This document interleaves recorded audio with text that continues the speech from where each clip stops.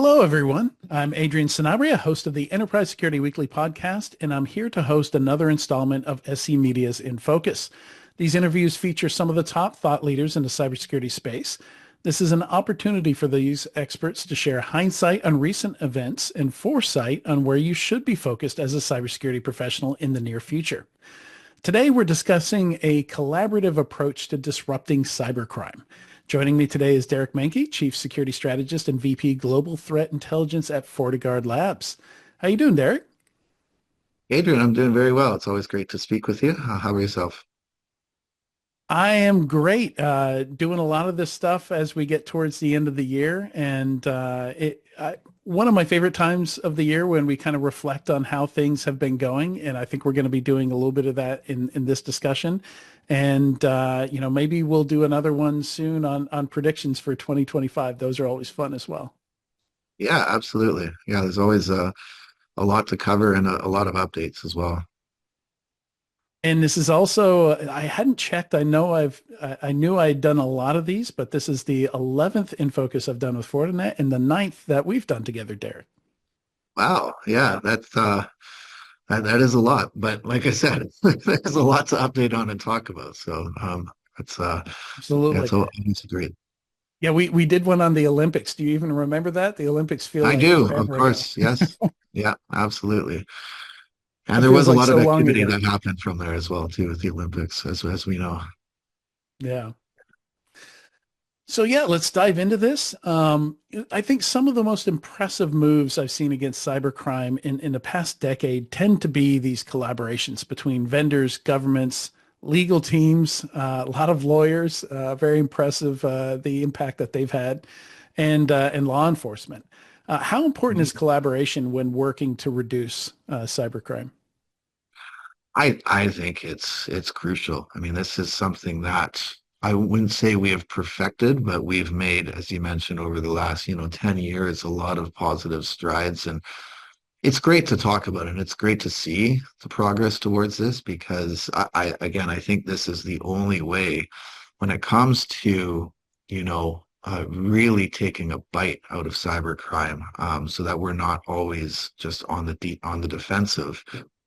This is the only way is to have true collaboration in a multi-stakeholder environment to really look at, again, building a chain of disruption and going after not just one or two cyber criminals or, one piece of infrastructure. It's a holistic, harmonized approach that we need. And of course, the only way to get towards that is by having the frameworks in place, by having the technology in place, but more importantly, the buy-in and the people and the organizations behind this, because it it takes that collective effort. It can't just be one or two stakeholders to really be able to move the needle. Yeah, and multinational, I imagine too. Yeah, absolutely. And yeah, the multinational piece is important because I, we often hear this phrase quoted that cybercrime has no borders when anytime you talk to law enforcement, it's the pushback is, well, there are borders. It's just how do you, again, have that multinational cooperation? How do you enforce those borders? Everything from, extraditing people to sharing intelligence and all of that when it comes to painting the picture of cybercrime. And I understand that you had a milestone here in October with Cybercrime Atlas. Maybe if you could tell us a little bit about what Cybercrime Atlas is and what that milestone is. Sure, yeah. So Cybercrime Atlas is an initiative that came out of the World Economic Forum. So Fortinet has been a founding partner of the Center for Cybersecurity since 2019. And Cybercrime Atlas came out of the Center for Cybersecurity.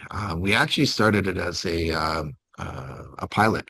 So as a proof of concept where we had a handful of members in the private sector get together and look at how can we actually answer some of the unanswered questions, right? And those unanswered questions are things like when we talk about ransomware, how many ransomware groups really are there out there? Is it 100? Is it 1,000?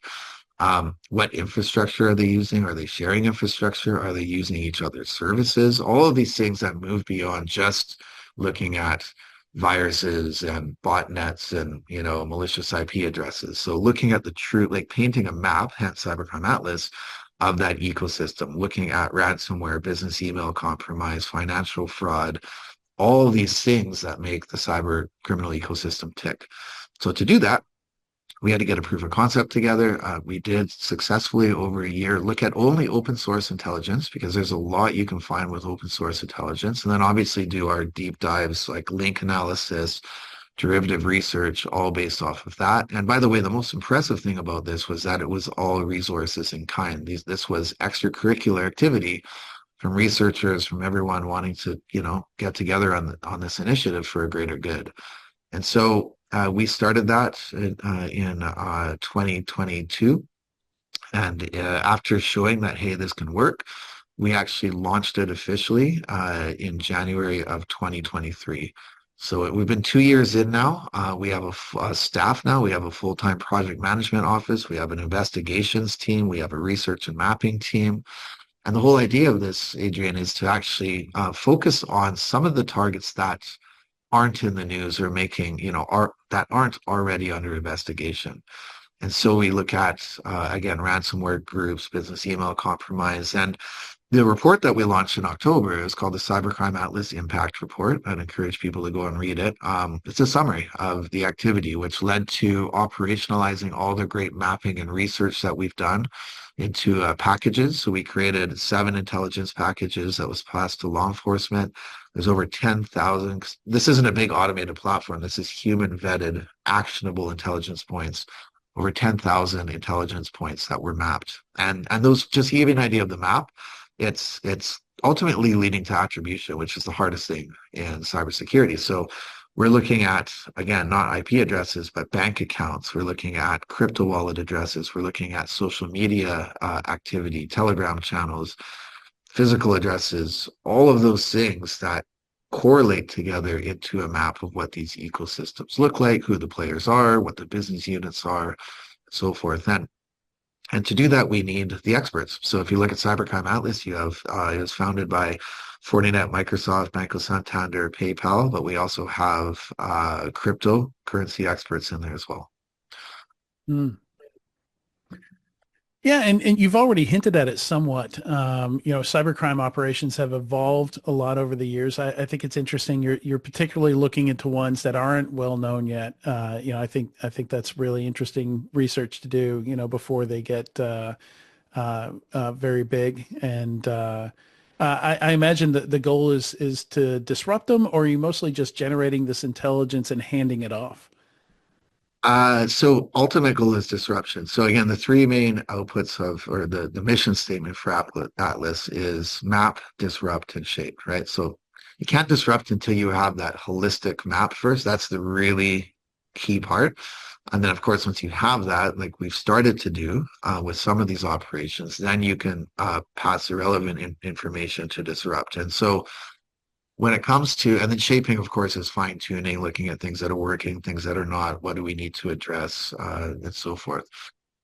The disruption point is key, though. I think this is one of the biggest issues we've had in the past, right? Where it's been a lot of great takedown efforts, but a lot of the times you don't have all the stakeholders involved. And so what happens is this proverbial game of whack-a-mole that we talk about. Take some servers offline, arrest 1 or 2 people, someone else is going to take the place. So the key goal of this is disruption, but holistic, like a harmonized disruption effort. So it is arresting people, but it's also taking down malicious infrastructure. It's seizing funds so that money can't be moved, returning any of those, frozen assets back to the victims in these operations. That really sends a message back to the cyber criminals that there's accountability on the cyber criminals part of it. This is not okay. Mm-hmm. And the recent operation we did with Interpol Serengeti was a great example of that. And you've already touched on a lot of it here. What are some of the challenges and considerations when trying to dismantle some of the stuff? Obviously, creating that map, you just talked about that. But I imagine that map might lead you to places where we don't have reach, right?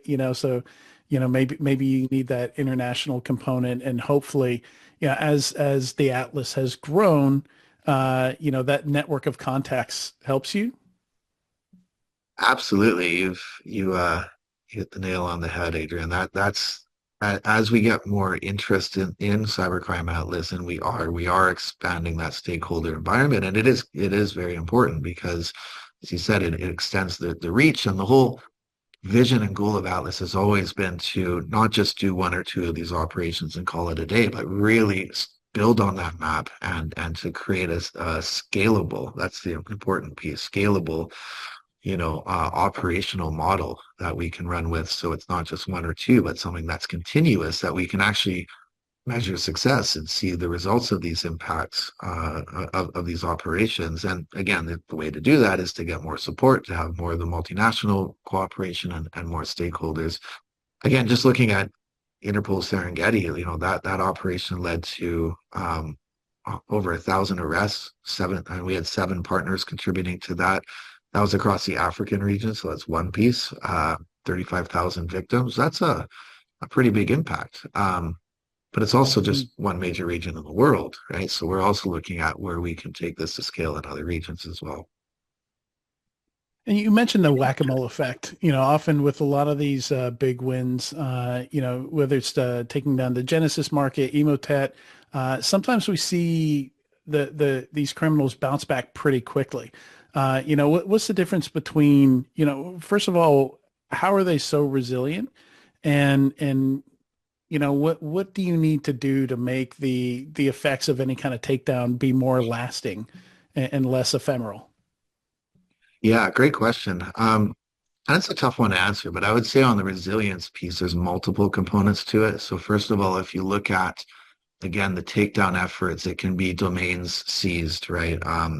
It could be, again, a couple of people arrested in that ecosystem, but not everybody, right? And then what typically happens is other people in that ecosystem see that as an opportunity because they want to be a successor and they take over an existing model and they will tune it. So things like crime services, the ransom as a service is a good example of this, right? Because now you have a program where people sign up to and they get paid. Unless you dismantle that whole as a service model, like the affiliate system that's paying out and all of that, and target that because it's part of that disruption effort in a map, you still have, cash flow, you still have people that can pick up that model and just implement it on another piece of infrastructure. So again, that's why this coordinated, I call it the harmonized effect, is really important because you have to create those choke points, identify those choke points, and then holistically go after those choke points. Because otherwise, if you don't get all of them, you're going to have that resilient effect. And there are a lot of these collaborations out there. Atlas is certainly not the first. What makes it different from some of the other ones that are out there? Yeah, so it's bringing a lot of this together. So if you look at members of Atlas as an example, you have Interpol, right? You have so the law enforcement side, Europol, you have Cyber Threat Alliance, different efforts, all in their own good, doing these things. It's really bringing this together under all the stakeholders into one piece, Fortinet included, right? So we're an Interpol Gateway partner. We've been partners since 2018. We continue to work with them. Cyber Threat Alliance, we founded in 2014. You look at the CTA, they're about, we've talked about it before, sharing, sharing through the private sector to elevate the security stack. That's part of the ecosystem, network resilience, but it's not the whole thing. Law enforcement on the other side, right? Arresting, it's part of that ecosystem. So those are all great efforts, and you have like ISACs and ISALs and all the information sharing efforts. Those are all great, but this is really about bringing that all together to harmonize that, right? And I think that's the important piece is to really have that centralized model, so it's not ad hoc. And the more stakeholders you have in a global environment, you can make a bigger impact. So that would be a big piece of the difference, I would say. Plus, this is one of the only ones really looking at the ecosystem itself, as I said, that map Oh, of okay. cybercrime at a global level. Yeah, the name is aptly chosen, Atlas. Yeah. And to bring us home to kind of wrap up a little bit here, our conversation. Are there any best practices, anything that other organizations can do to maybe contribute or kind of minimize some of these risks? Obviously, there'll be some lessons learned, I imagine, in some of these reports that you put out, like the impact report from Yep. 2024. But yeah, if you could maybe summarize some of that, what should people be looking at? Yeah, so again, everyone has, that's the nice thing about an ecosystem is everyone actually has a part. So the things that we talk about are still really important, training, education. We're still on track at Fortinet to train 1 million people by 2026 as a pledge that we made, a 5-year pledge we made a while ago. So that's part of it. But information sharing. So again, things like if you are being targeted and hit with ransomware and you engage incident response, use that opportunity. Use it as an opportunity to share from lessons learned to be able to share information about that so that it can be actually bubbled up and put into a target for operations like this to look at and take down these networks. So in other words, reducing some of those silos that happen, I think are really critical. And so again, we talk about information sharing a lot, but I think that's definitely a piece to that. In terms of best practices, at the end of the day, a lot of these operations are still going after those weak spots. So it's everything we still talk about. That's part of this too. It's the resilience piece, not only training, but obviously patch management and having, a security fabric in place to be able to defend against these threats too. That's part of it. But you need to be able to do that education, and we need to be able to send a message back to cyber criminals that it's a strength in numbers approach, from all of us as well too. Great stuff. And with that, I've been talking to Derek Manky from FortiGuard Labs. Derek, thank you for being in focus with us today. Adrian, it's a pleasure as always. Thank you.